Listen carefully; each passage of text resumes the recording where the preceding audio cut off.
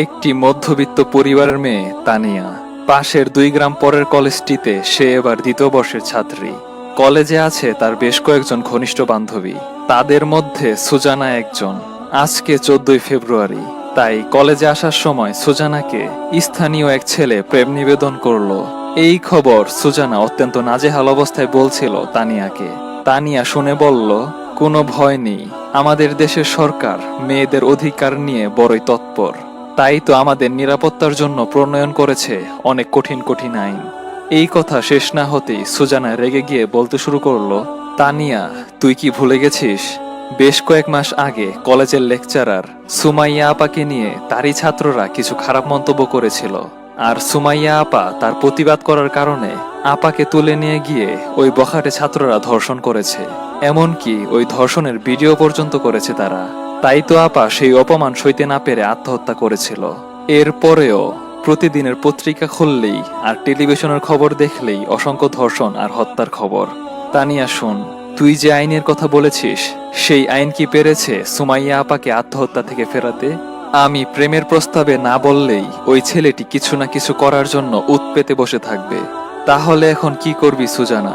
আর কি করব, কলেজে আসা বন্ধ করে দিব। এরপর থেকে সুজানা আর কলেজে আসে না। কিছুদিন যাওয়ার পর এক স্থানীয় নেতার ছেলে এবার তানিয়াকে প্রেমের প্রস্তাব দিয়ে বলল, কাল যেন ছেলেটি উত্তর পায়।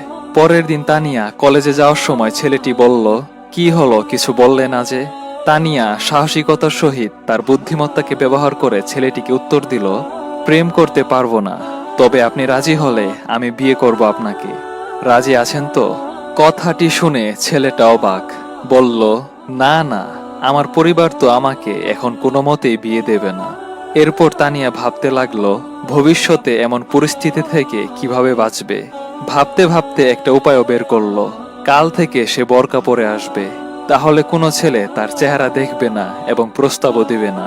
কথা মতো আজ প্রথম তানিয়া তার ভাবির বোরকা পরে কলেজের উদ্দেশ্যে বাড়ি থেকে বের হলো।